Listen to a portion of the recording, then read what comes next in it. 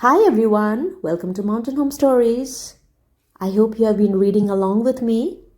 I've been reading The Story Anne of Green Gables by Lucy Maud Montgomery. The earlier episodes have all been uploaded in my channel. If you haven't read them, please do hear those stories first and then come back to listen to today's episode. A gentle reminder, if you're new to my channel, please do consider subscribing to it. And now, without wasting any further time, let's just dive into today's episode. Read along with me. Chapter 30. The Queen's Class is Organized. Marilla laid her knitting on her lap and leaned back in her chair. Her eyes were tired, and she thought vaguely that she must see about having her glasses changed the next time she went to town, for her eyes had grown tired very often of late. It was nearly dark, for the dull November twilight had fallen around Green Gables, and the only light in the kitchen came from the dancing red flames in the stove. Anne was curled up, Turk fashion, on the hearthrug, gazing into that joyous glow where the sunshine of 100 summers were being distilled from the maple cordwood. She had been reading, but her book had slipped to the floor, and now she was dreaming, with a smile on her parted lips. Glittering castles in Spain were shaping themselves out of the mists and rainbows of her lively fancy. Adventures wonderful and enthralling were happening to her in Cloudland. Adventures that always turned out triumphantly and never involved her in scrapes like those of actual life. Marilla looked at her with a tenderness that would never have been suffered to reveal itself in any clearer light than that soft mingling of fireshine and shadow. The lesson of a love that should display itself easily in spoken word and open look was one Marilla could never learn. But she had learned to love this slim, grey-eyed girl with an affection all the deeper and stronger from its very undemonstrativeness. Her love made her afraid of being unduly indulgent, indeed. She had an uneasy feeling that it was rather sinful to set one's heart so intensely on any human creature as she had set hers on Anne.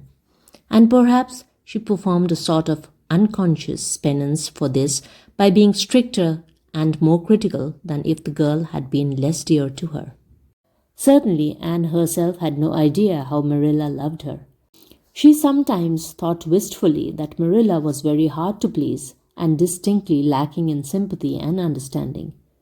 But she always checked the thought reproachfully, remembering what she owed to Marilla. "Anne," said Marilla abruptly, "Miss Stacy was here this afternoon when you were out with Diana." Anne came back from her other world with a start and a sigh. "Was she? Oh, I'm so sorry I wasn't in.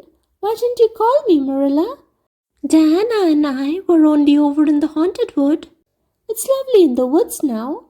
All the little wood things, the ferns and the satin leaves and the crackerberries have gone to sleep, just as if somebody had tucked them away until spring under a blanket of leaves.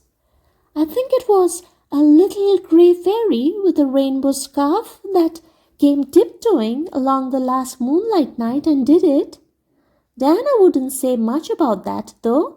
Diana has never forgotten the scolding her mother gave her about imagining ghosts into the haunted wood.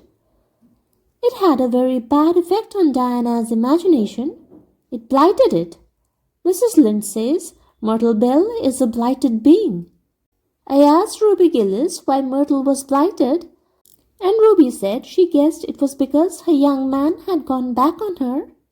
Ruby Gillis thinks of nothing but young men, and the older she gets, the worse she is. Young men are all very well in their place, but it doesn't do to drag them into everything, does it? Diana and I are thinking seriously of promising each other that we will never marry but be nice old maids and live together forever. Diana hasn't quite made up her mind though, because she thinks perhaps it would be nobler to marry some wild, dashing, wicked young man and reform him. Diana and I talk a great deal about serious subjects now, you know. We feel that we are so much older than we used to be that it isn't becoming to talk of childish matters. It's such a solemn thing to be almost 14, Marilla. Miss Stacy took all us girls who are in our teens down to the brook last Wednesday and talked to us about it. She said we couldn't be too careful what habits we formed and what ideals we acquired in our teens, because by the time we were 20, our characters would be developed and the foundation laid for our whole future life. And she said if the foundation was shaky, we could never build anything really worthwhile on it. Diana and I talked the matter over coming home from school.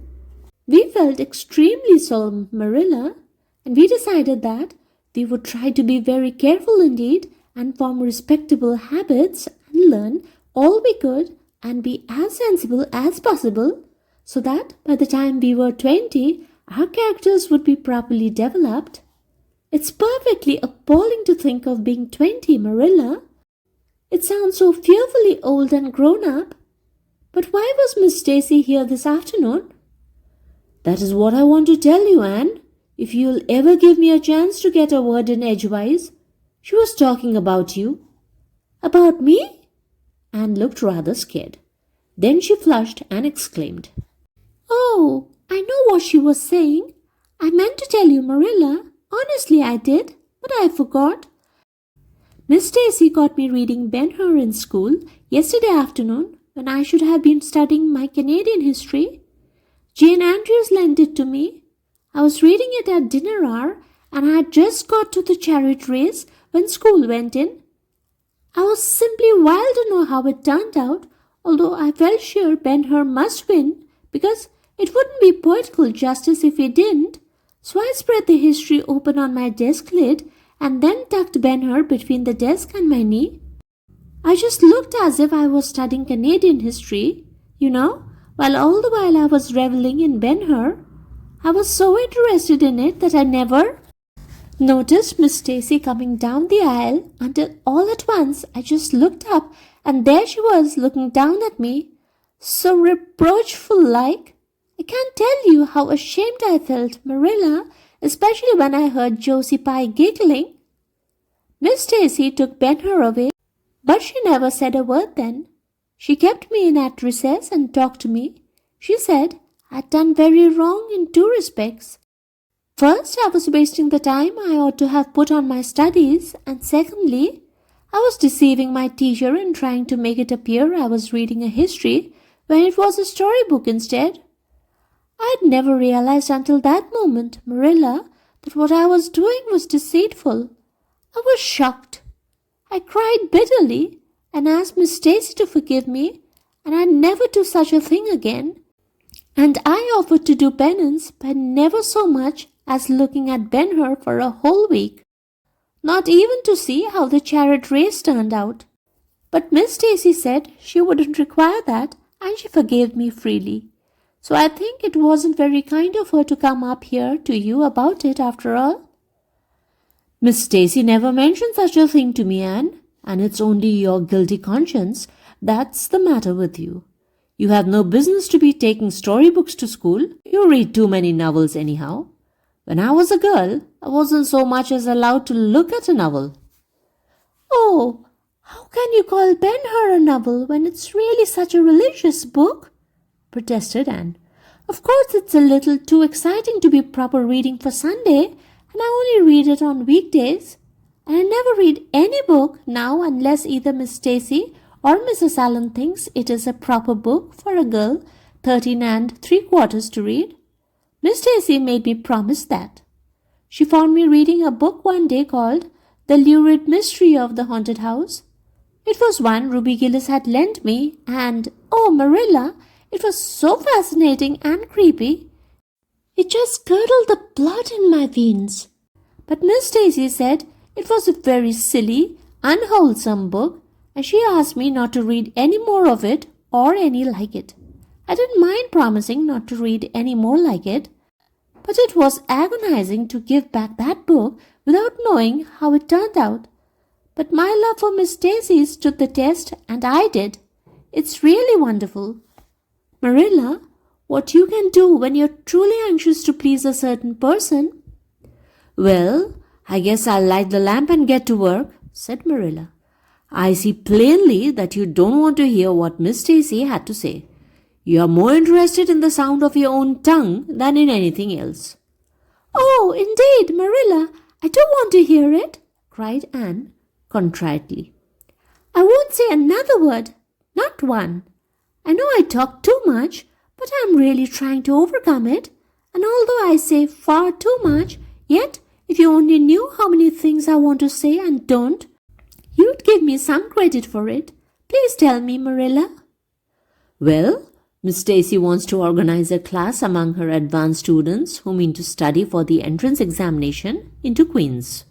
She intends to give them extra lessons for an hour after school, and she came to ask Matthew and me if we would like to have you join in. What do you think about it yourself, Anne? Would you like to go to Queen's and pass for a teacher?" "Oh, Marilla!" Anne straightened to her knees and clasped her hands. "It's been the dream of my life, that is, for the last 6 months, ever since Ruby and Jane came to talk of studying for the entrance. But I didn't say anything about it because I supposed it would be perfectly useless. I'd love to be a teacher, but won't it be dreadfully expensive? Mr. Andrews says it cost him $150 to put Prissy through, and Prissy wasn't a dunce in geometry."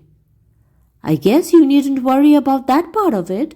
When Matthew and I took you to bring up, we resolved we would do the best we could for you and give you a good education. I believe in a girl being fitted to earn her own living, whether she ever has to or not. You'll always have a home at Green Gables as long as Matthew and I are here, but nobody knows what is going to happen in this uncertain world, and it's just as well to be prepared. So you can join the Queen's class if you like, Anne." "Oh, Marilla, thank you." Anne flung her arms around Marilla's waist and looked up earnestly into her face. "I'm extremely grateful to you and Matthew, and I'll study as hard as I can and do my very best to be a credit to you. I warn you not to expect too much in geometry, but I think I can hold my own in anything else if I work hard." "I dare say you'll get along well enough.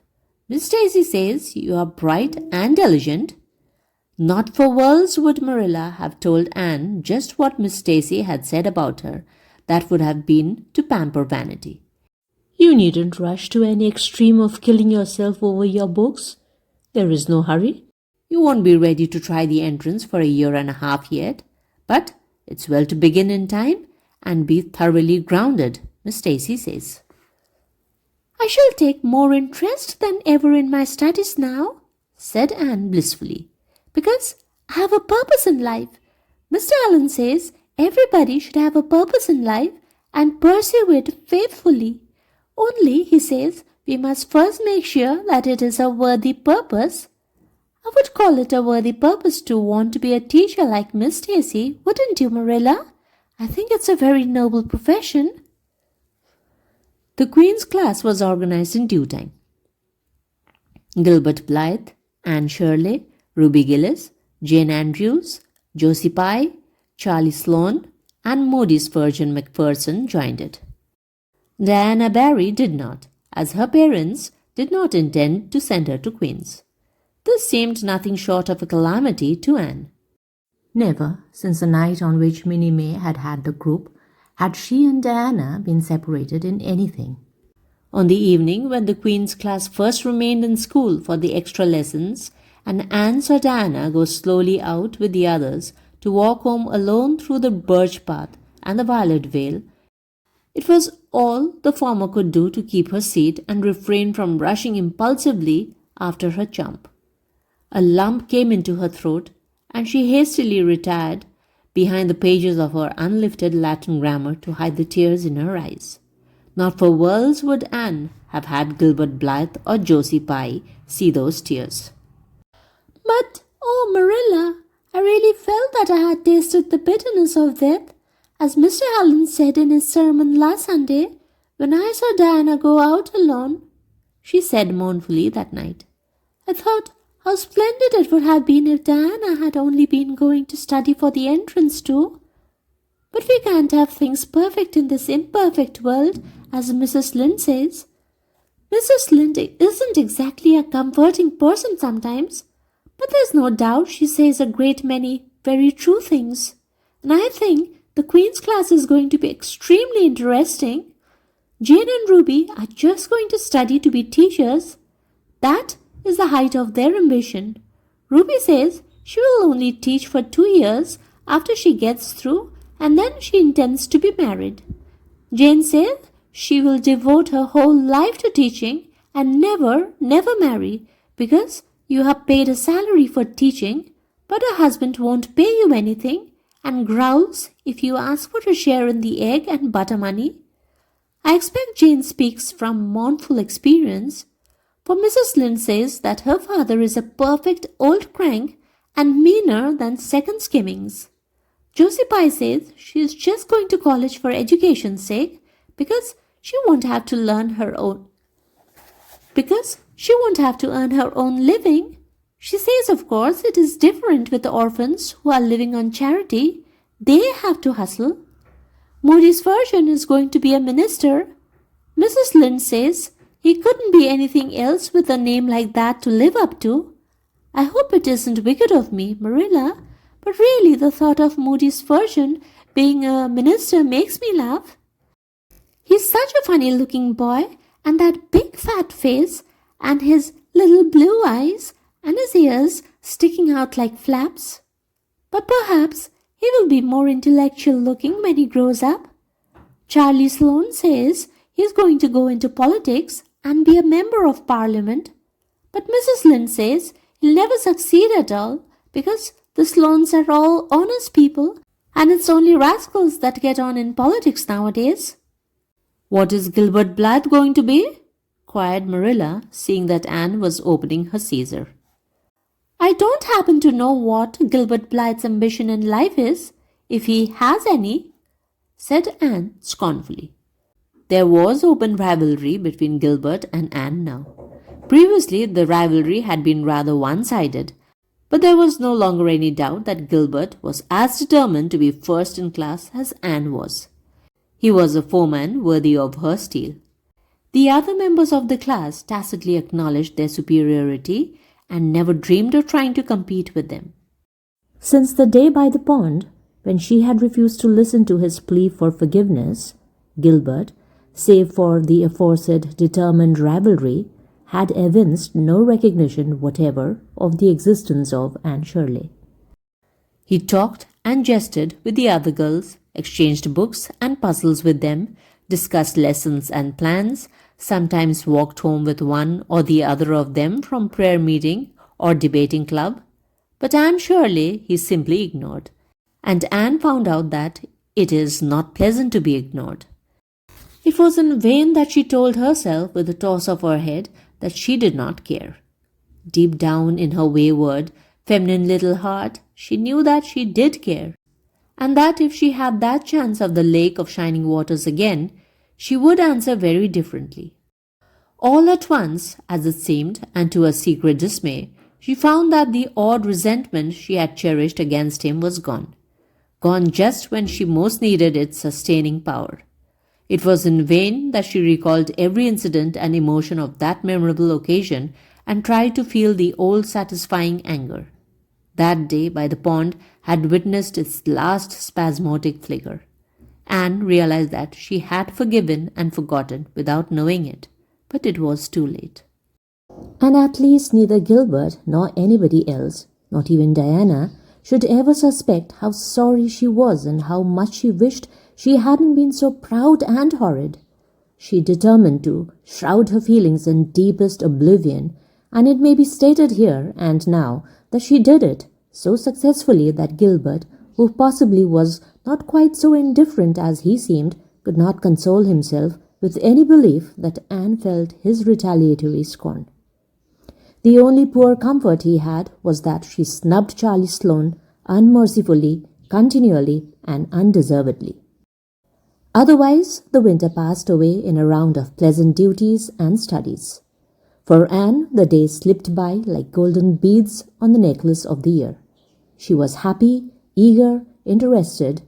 There were lessons to be learned and honor to be won, delightful books to read, new pieces to be practiced for the Sunday school choir, pleasant Saturday afternoons at the manse with Mrs. Allen, and then, almost before Anne realized it, spring had come again to Green Gables, and all the world was abloom once more.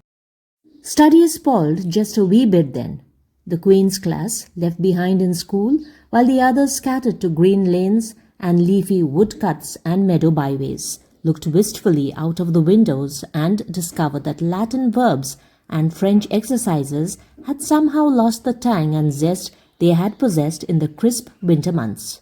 Even Anne and Gilbert lagged and grew indifferent. Teacher and taught were alike glad when the term was ended and the glad vacation days stretched rosily before them.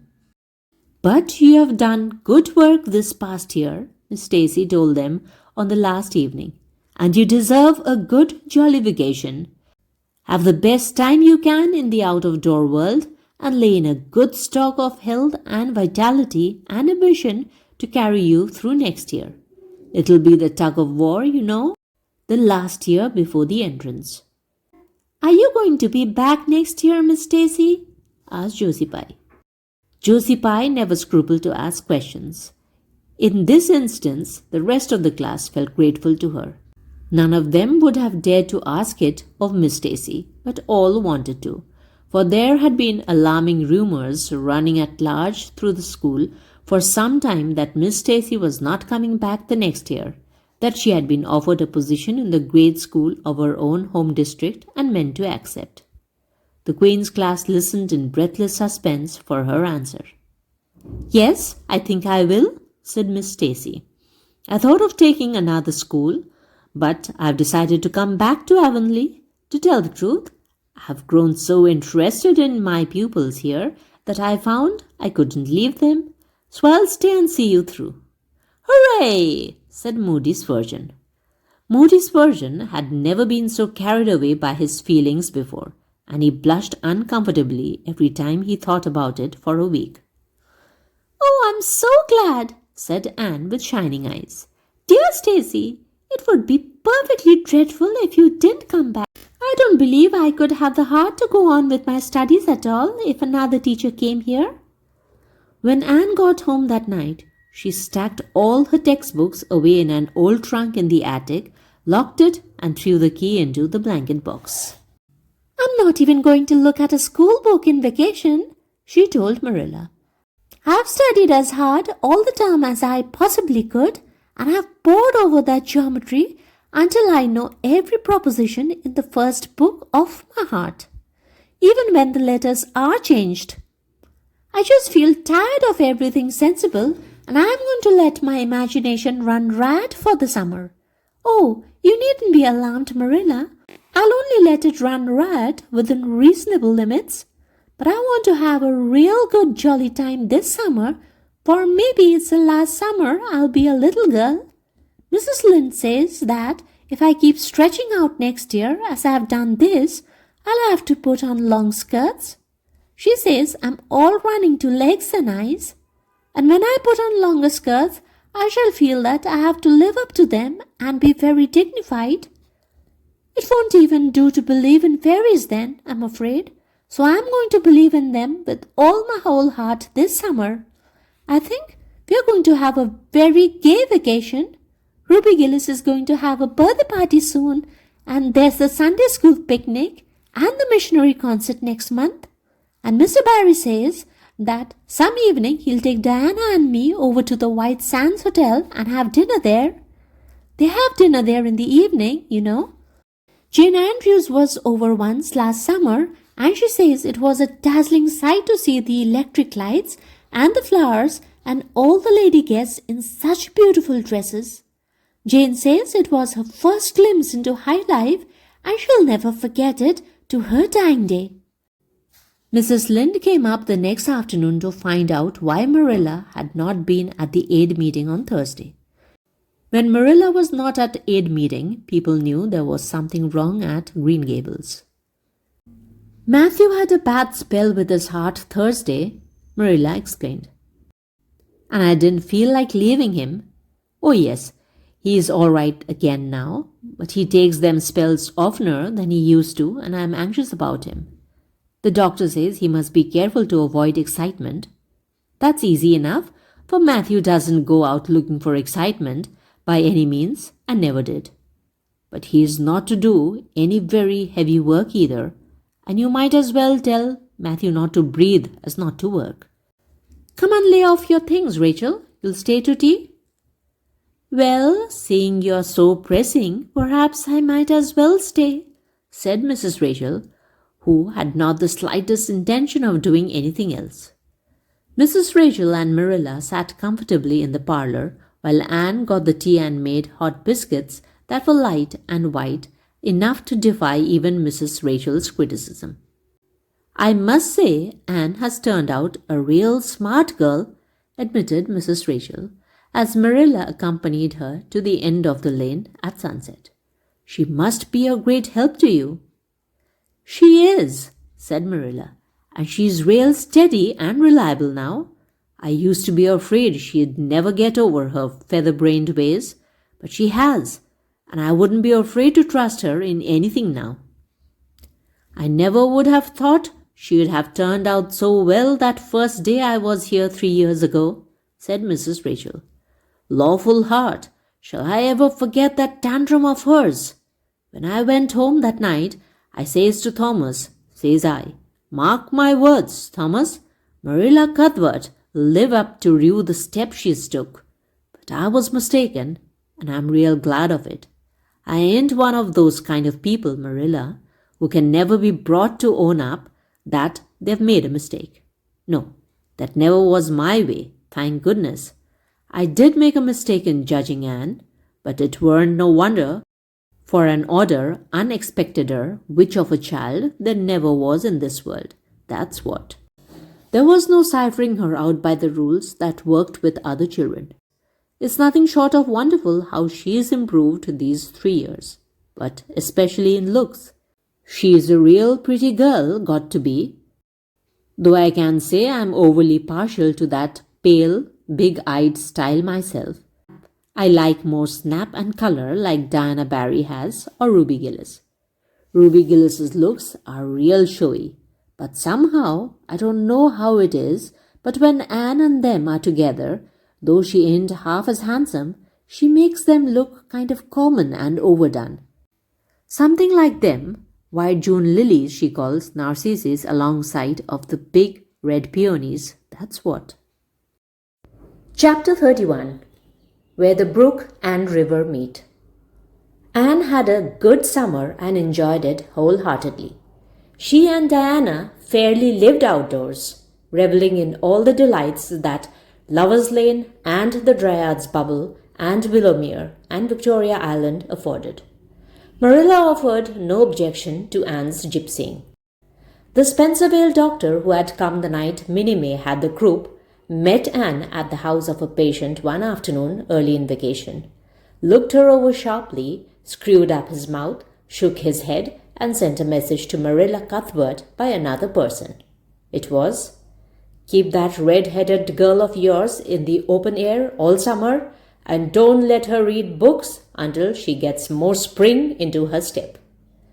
This message frightened Marilla wholesomely. She read Anne's death warrant by consumption in it, unless it was scrupulously obeyed. As a result, Anne had the golden summer of her life as far as freedom and frolic went. She walked, rode, berried, and dreamed to her heart's content. And when September came, she was bright-eyed and alert, with a step that would have satisfied the Spencervale doctor and a heart full of ambition and zest once more. I feel just like studying with my Dunman, she declared as she brought her books down from the attic. Oh, you good old friends! I'm glad to see your honest faces once more. Yes, even you, Geometry. I've had a perfectly beautiful summer, Marilla, and now I'm rejoicing as a strong man to run a race, as Mr. Allen said last Sunday. Doesn't Mr. Allen preach magnificent sermons? Mrs. Lynde says he is improving day by day, and the first thing we know, some city church will gobble him up and then we'll be left and have to turn to and break in another green preacher. But I don't see the use of meeting trouble halfway, do you, Marilla? I think it would be better just to enjoy Mr. Allen while we have him. If I were a man, I think I'd be a minister. They can have such an influence for good if their theology is sound, and it must be thrilling to preach splendid sermons and stir your hearer's heart. Why can't women be ministers, Marilla? I asked Mrs. Lynde that, and she was shocked and said it would be a scandalous thing. She said there might be female ministers in the States, and she believed there was. But thank goodness we hadn't got to that stage in Canada yet, and she hoped we never would. But I don't see why. I think women would make splendid ministers. When there is a social to be got up, or a church tea, or anything else to raise money, the women have to turn to and do the work. I'm sure Mrs. Lynde can pray every bit as well as Superintendent Bell, and I have no doubt she could preach too, with a little practice. Yes, I believe she could, said Marilla dryly. She does plenty of unofficial preaching as it is. Nobody has much of a chance to go wrong in Avonlea with Rachel to oversee them. Marilla, said Anne in a burst of confidence, I want to tell you something and ask you what you think about it. It has worried me terribly, on Sunday afternoons, that is, when I think specially about such matters. I do really want to be good, and when I'm with you or Mrs. Allen or Miss Stacy, I want it more than ever, and I want to do just what would please you and what you would approve of. But mostly when I am with Mrs. Lynde, I feel desperately wicked, and as if I wanted to go and do the very thing she tells me I oughtn't to do. I feel irresistibly tempted to do it. Now, what do you think is the reason I feel like that? Do you think it's because I'm really bad and unregenerate? Marilla looked dubious for a moment. Then she laughed. If you are, I guess I am too, Anne. For Rachel often has that very effect on me. I sometimes think she'd have more of an influence for good, as you say yourself, if she didn't keep nagging people to do right. There should have been a special commandment against nagging. But there, I shouldn't talk so. Rachel is a good Christian woman, and she means well. There isn't a kinder soul in Avonlea, and she never shirks her share of work. I'm very glad you feel the same, said Anne decidedly. It's so encouraging. I shan't worry so much over that after this, but I dare say there'll be other things to worry me. They keep coming up new all the time. Things to perplex you, you know. You settle one question and there's another right after. There are so many things to be thought over and decided when you're beginning to grow up. It keeps me busy all the time thinking them over and deciding what is right. It's a serious thing to grow up, isn't it, Marilla? But when I have such good friends as you and Matthew and Mrs. Allen and Miss Stacy, I ought to grow up successfully. And I'm sure it will be my own fault if I don't. I feel it's a great responsibility because I have only the one chance. If I don't grow up right, I can't go back and begin over again. I've grown 2 inches this summer, Marilla. Mr. Gillis measured me at Ruby's party. I'm so glad you made my dress longer. That dark green one is so pretty, and it was sweet of you to put on the flounce. Of course, I know it wasn't really necessary, but flounces are so stylish this fall, and Josie Pye has flounces on all her dresses. I know I'll be able to study better because of mine. I shall have such a comfortable feeling deep down in my mind about that flounce.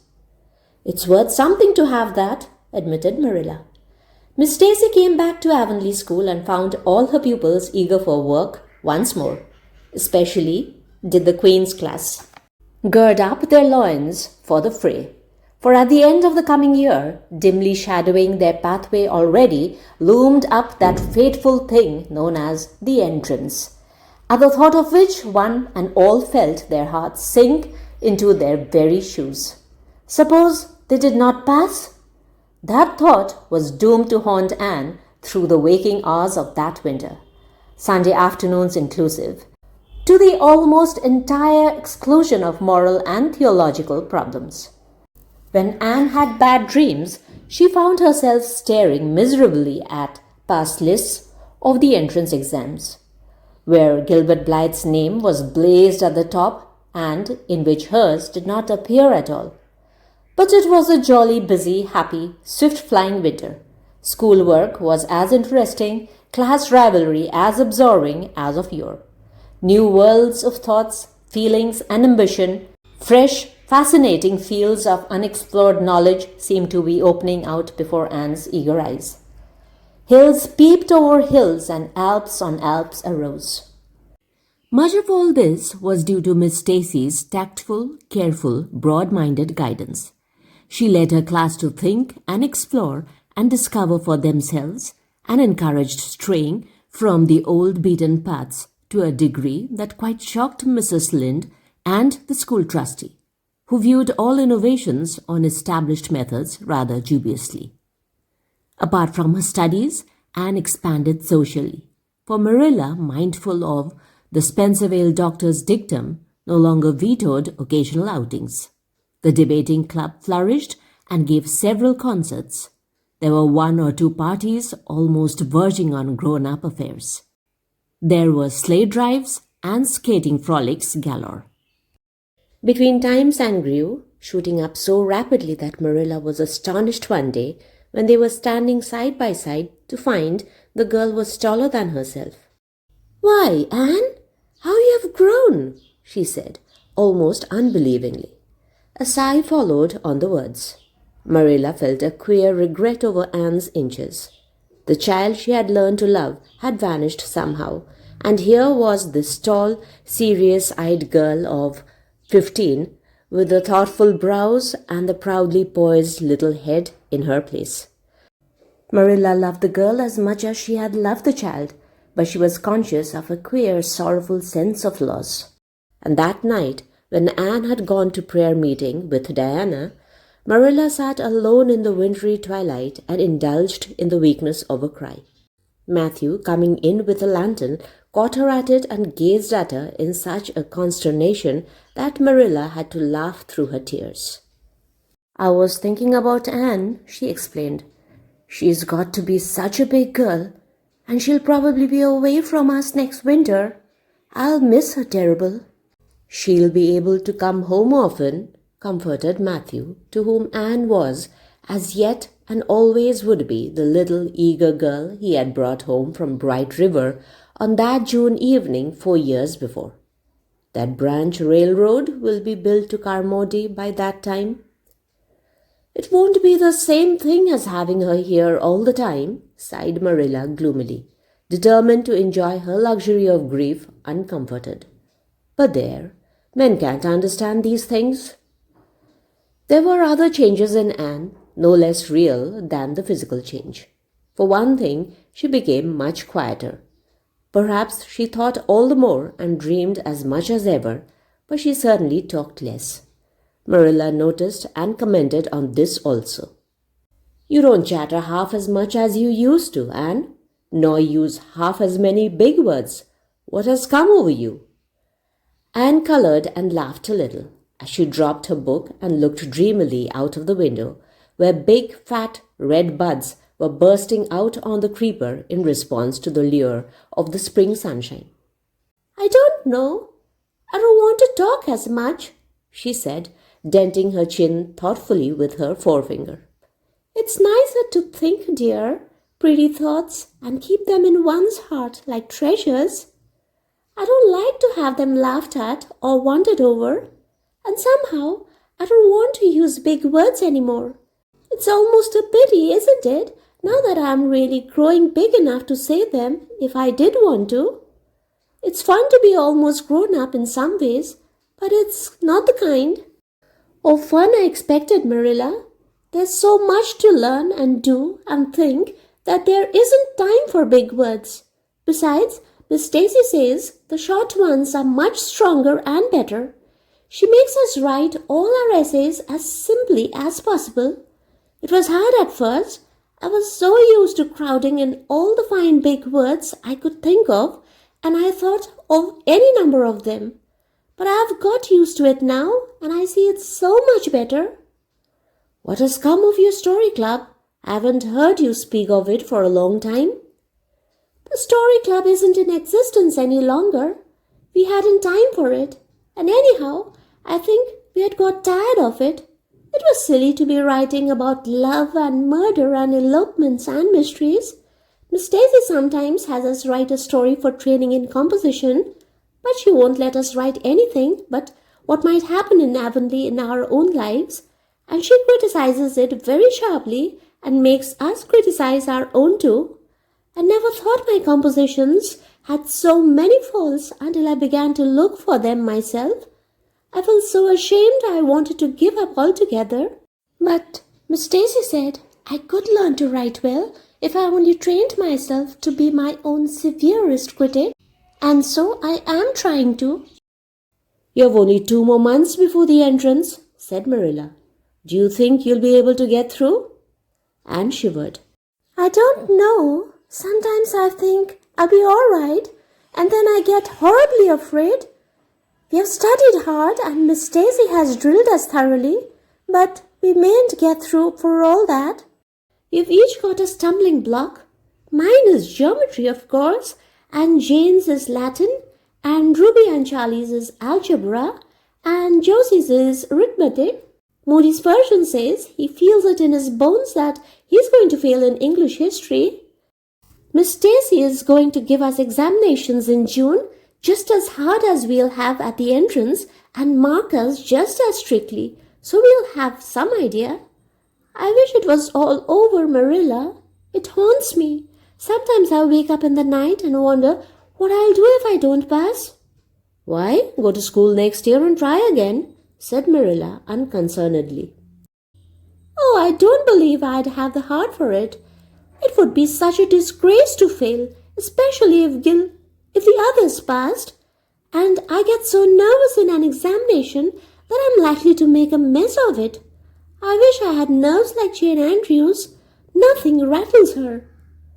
Anne sighed and, dragging her eyes from the witcheries of the spring world, the beckoning day of breeze and blue, and the green things upspringing in the garden, buried herself resolutely in her book.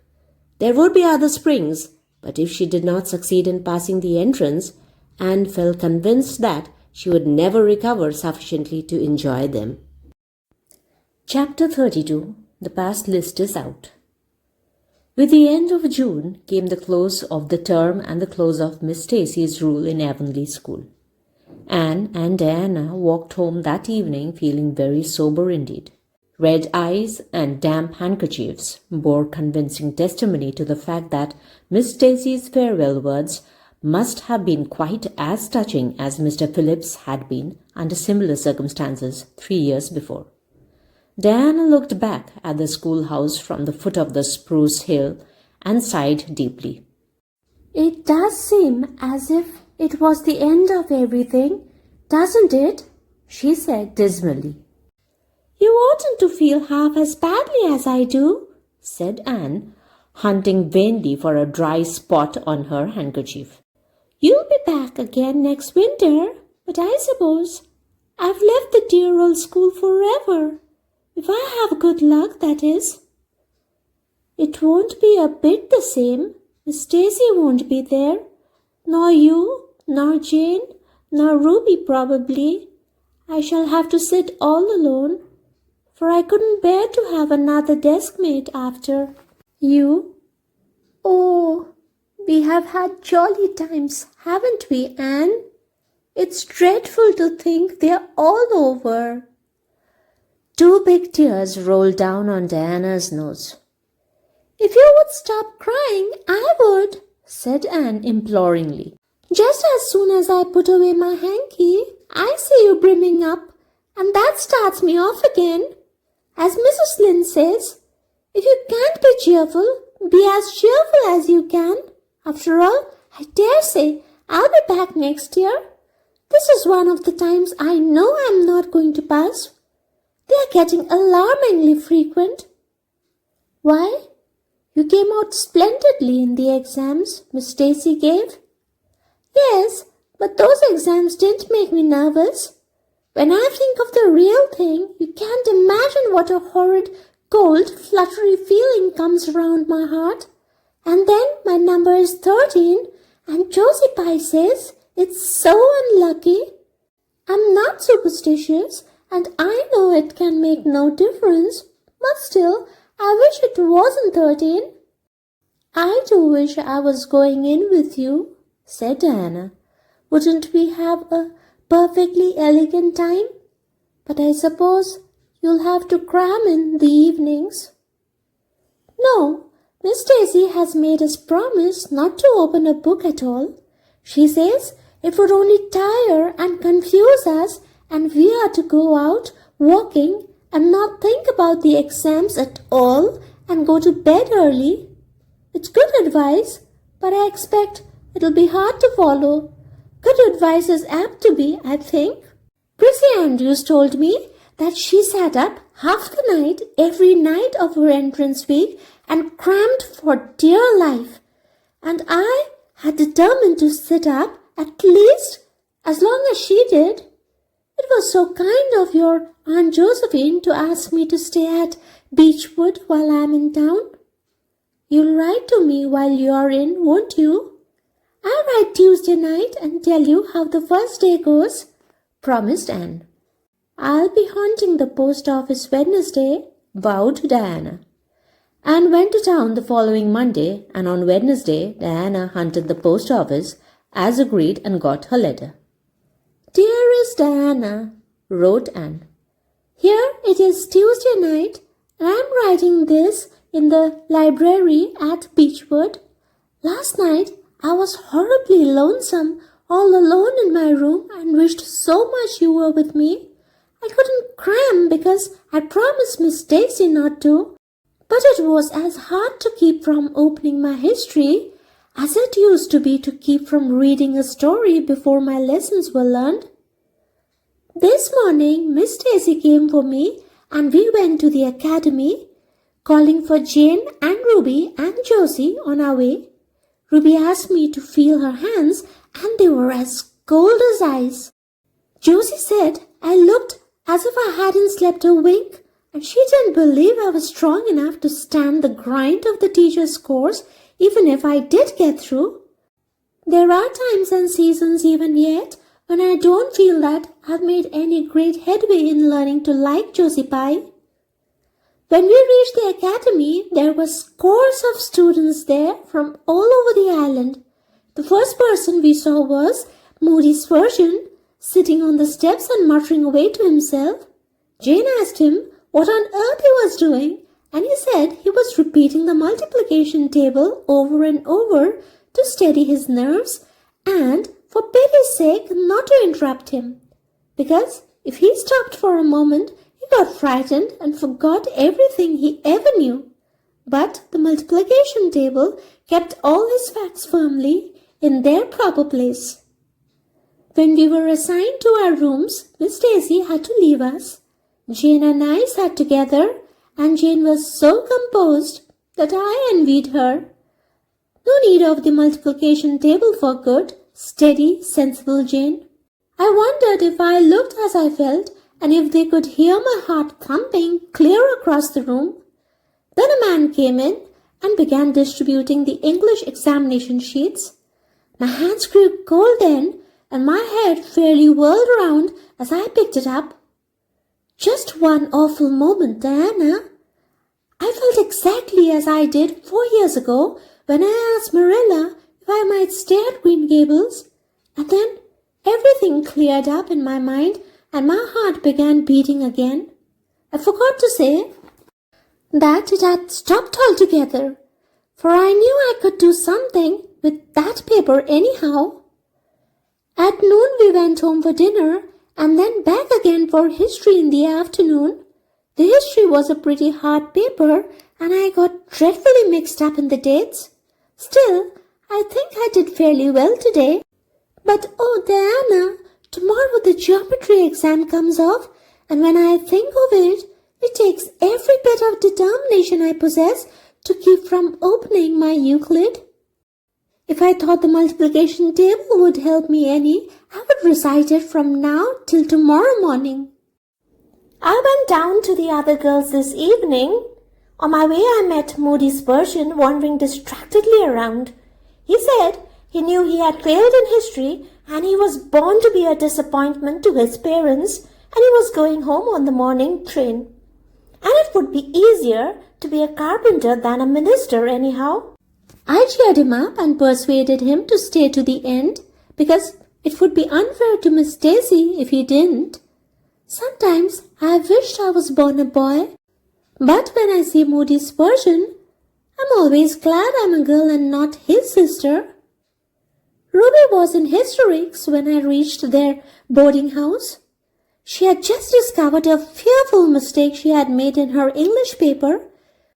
When she recovered, we went uptown and had an ice cream. How we wished you had been with us. Oh, Diana, if only the geometry examination were over. But there, as Mrs. Lynde would say, the sun will go on rising and setting, whether I fail in geometry or not. That is true, but not especially comforting. I think I'd rather it didn't go on if I failed. Yours devotedly, Anne. The geometry examination and all the others were over in due time, and Anne arrived home on Friday evening, rather tired, but with an air of chastened triumph about her. Diana was over at Green Gables when she arrived, and they met as if they had been parted for years. You old darling, it's perfectly splendid to see you back again. It seems like an age since you went to town, and oh, Anne, how did you get along? Pretty well, I think, in everything but the geometry. I didn't know whether I'd pass in it or not, but I have a creepy, crawly presentiment that I didn't. Oh, how good it is to be back! Green Gables is the dearest, loveliest spot in the world. How did the others do? The girls say they know they didn't pass, but I think they did pretty well. Josie says the geometry was so easy, a child of 10 could do it. Moody Spurgeon still thinks he failed in history, and Charlie says he failed in algebra, but we don't really know anything about it and won't until the pass list is out. That won't be for a fortnight. Fancy living a fortnight in such suspense. I wish I could go to sleep and never wake up until it is over. Diana knew it would be useless to ask how Gilbert Blythe had fared, so she merely said, Oh, you'll pass all right, don't worry. I'd rather not pass at all than not come out pretty well up on the list, flashed Anne, by which she meant, and Diana knew she meant, that success would be incomplete and bitter if she did not come out ahead of Gilbert Blythe. With this end in view, Anne had strained every nerve during the examinations. So had Gilbert. They had met and passed each other on the street a dozen times without any sign of recognition, and every time Anne had held her head a little higher and wished a little more earnestly that she had made friends with Gilbert when he asked her, and vowed a little more determinedly to surpass him in the examination. She knew that all Avonlea Junior was wondering which would come out first. She even knew that Jimmy Glover and Ned Wright had a bet on the question, and that Josie Pye had said there was no doubt in the world that Gilbert would be first. And she felt that her humiliation would be unbearable if she failed. But she had another and nobler motive for wishing to do well. She wanted to pass high for the sake of Matthew and Marilla, especially Matthew. Matthew had declared to her his conviction that she would beat the whole island. That, Anne felt, was something it would be foolish to hope for even in the wildest dreams. But she did hope fervently that she would be among the first 10 at least, so that she might see Matthew's kindly brown eyes gleam with pride in her achievement. That, she felt, would be a sweet reward indeed for all her hard work and patient grubbing among unimaginative equations and conjugations. At the end of the fortnight, Anne took to haunting the post office also, in the distracted company of Jane, Ruby, and Josie, opening the Charlottetown dailies, with shaking hands and cold sink-away feelings as bad as any experienced during the entrance week. Charlie and Gilbert were not above doing this too, but Moody Spurgeon stayed resolutely away. "I haven't got the grit to go there and look at a paper in cold blood," he told Anne. "I'm just going to wait until somebody comes and tells me suddenly whether I've passed or not." When 3 weeks had gone by without the pass list appearing, Anne began to feel that she really couldn't stand the strain much longer. Her appetite failed, and her interest in Avonlea doings languished. Mrs. Lynde wanted to know what else you could expect with a Tory superintendent of education at the head of affairs.